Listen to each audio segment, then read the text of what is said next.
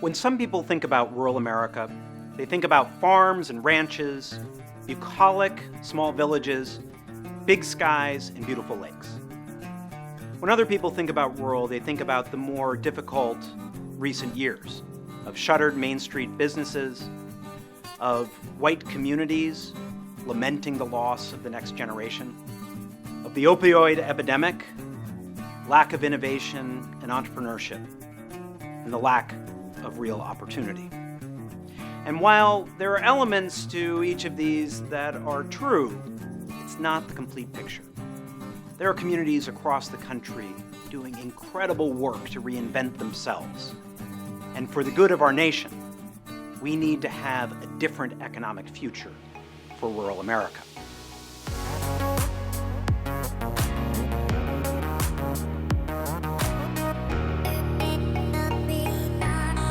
My name is Matt Dunn, and I'm the founder and executive director of the Center on Rural Innovation, an action tank dedicated to creating prosperity in small-town America by building digital economy ecosystems.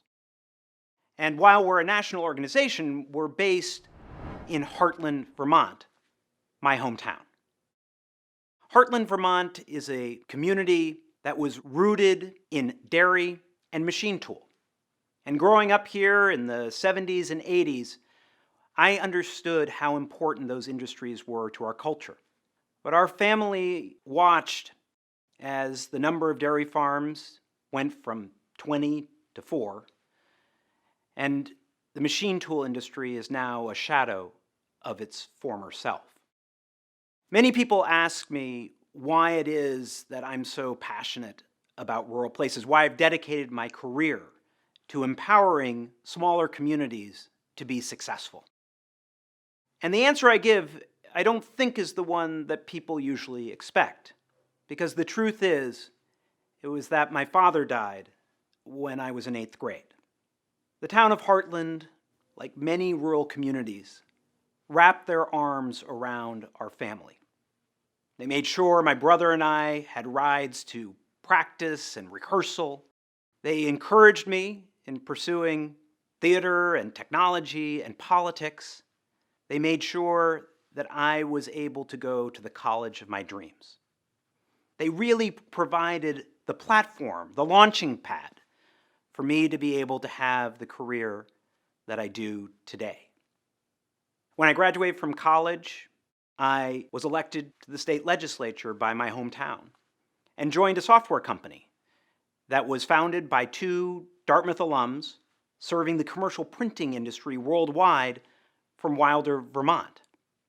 I was then recruited by the Clinton administration to head up the AmeriCorps Vista program, where I had the chance to lead some of the first Bridging the Digital Divide initiatives and bringing entrepreneurship to communities that were struggling to reinvent themselves. I came back, served 2 terms in the state Senate, and focused on redeveloping White River Junction, Vermont, a railroading town that had fallen on hard times, but also saw new ways to bring creativity and energy and capacity as they charted a new course. I then was asked by Google to consider joining their company to create their first community affairs program. But it almost didn't happen. You see, the recruiter called me and was very excited because of my background in rural, so that I could work with them on connecting to local communities where they were building data centers. She was excited about my background in state policy and with philanthropy and national service. And then she asked me how soon could I move to their headquarters in Mountain View, California. And I said, never. There was a long silence, and she said she'd get back to me. Well, 4 months went by with no word. And then I got a call, seemingly out of the blue, by the head of policy communications for Google, who said to me that they had gotten sued in North Carolina, and he didn't care where I lived if I could be in Lenore next week. And thus was the birth of the White River Junction Google office, which remains there to this day. So you may be wondering, why am I telling this origin story? And the answer is that it explains my relentless optimism about the future of rural America. Now, that's not to say that rural communities have not been struggling, particularly in the last 10 years. The 2008 recession caused the largest urban-rural divide in 100 years. It was largely driven by digital economy jobs being created in urban places and other jobs being eliminated in rural. This came about because of three things. One was automation of traditional rural jobs.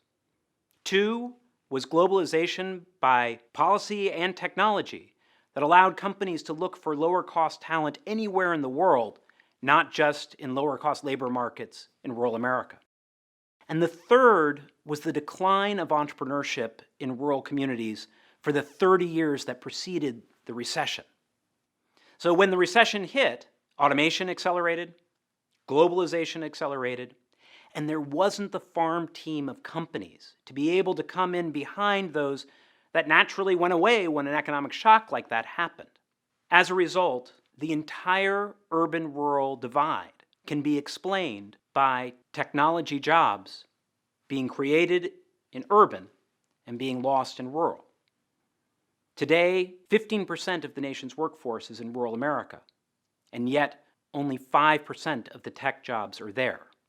And you can see that even by January of 2020, over half of rural counties have not even gotten to their pre-recession levels.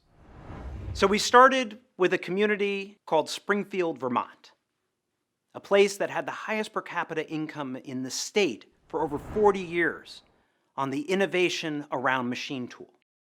A community that then hit hard times as that industry shifted, and it was the focus of the opioid epidemic in northern New England. But the local telephone company had received an Obama-era grant to be able to bring gigabit speed internet fiber to the home to every resident in that town. So we got started on bringing resources to train students and adults in technology. We raised over $2 million to be able to launch the Black River Innovation Campus in the former Park Street School building, an incredible facility of brick, marble, and granite right at the center of the downtown. But we knew that one rural innovation hub wasn't going to be successful on its own. There wouldn't be the deal flow to attract national investors, and there wouldn't be the talent flow to convince a large tech employer that they could get the talent that they need from that one place. But we knew that if we could get a collective, a group of like-minded rural communities from across the country, we could get network value. And that's exactly what we did. With the support of the Economic Development Administration of the U.S. Department of Commerce, we reached out to amazing communities who had gotten the same idea, like Wilson, North Carolina, and helped them to be able to refine their strategy and support them as they were pursuing resources to make that vision a reality. Most importantly, we let them know that they're not alone, that there are other rural communities who are grappling with the same challenges and pursuing the same vision for a path forward. We now have 18 communities across all 4 time zones that are a part of the Rural Innovation Network. And every year we're adding new ways to be able to support their work. We stood up a seed fund to be able to invest in early-stage tech companies in rural communities. We do capacity building to help communities see the best practices for running accelerators, as well as connecting to tech talent that may have moved away but wanted to come home. We share the approaches that other communities are making to leverage local institutions of higher education to bring faculty, students, and even faculty spouses into that technology mix. And we provide the support for online digital economy training programs that used to be all urban, but have now moved their curriculum online to be able to advance displaced workers into jobs of the future. And we provide support to these communities at their request to be able to ensure that they are as inclusive as possible. And so that as they are building these digital economy ecosystems, those participants in both tech jobs and entrepreneurship are as diverse as the communities that they come from. But what we hadn't counted on was the importance of shifting the narrative about rural America. When we first launched the organization, I had a friend ask me if we might consider changing the name because rural had such negative connotations. I had tech leaders wonder if anyone could actually program in rural America. And I even had a staff person from one of the largest philanthropists in the nation say to me, well, since rural places are clearly not sustainable and no one wants to move there, can't you just help them die peacefully? In order to make this work and to move towards a more inclusive economy in our country, we need to dispel three main myths. Number one, that tech can't happen in rural America. Simply false. Our seed fund has already, in less than a year, seen 150 early-stage tech companies across rural America that any investor would want to have in their portfolio.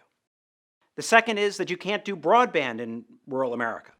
Well, with the inspiring leadership of Wilson, North Carolina, there are now today over 10 million people in rural census tracts that have access to fiber to the home, gigabit connectivity that you can't get in San Francisco, New York, or even Boston. And the third myth we have to dispel is that rural America is white America. Just like Wilson, North Carolina, many of our communities are much more diverse as the nation as a whole. That if we are serious as a country to do something about diversity and inclusion, and to make sure that we are empowering all people to contribute to the future economy, we have to be focused on rural as well as urban. And then there's the impact of COVID-19. And rural places have certainly seen some of the biggest hits in employment.